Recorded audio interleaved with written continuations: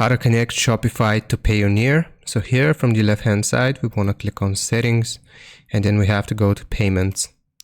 From here, you will see choose a provider for payment providers.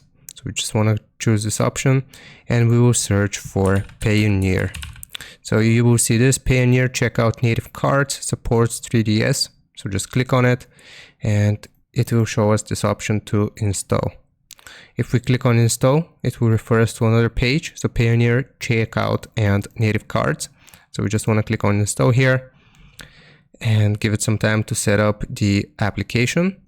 So right now, as you can see, you're not accepting payments. Finish setting up your account. So we just want to click on manage account here, and it will ask us to log in into our account.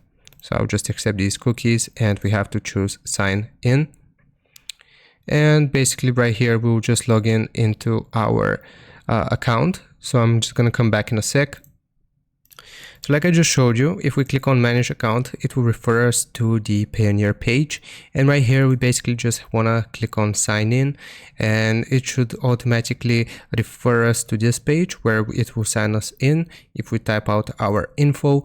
And then basically it will take a bit of time to actually connect your Payoneer account to Shopify, but that's basically the whole process, and in time this button should become clickable, activate.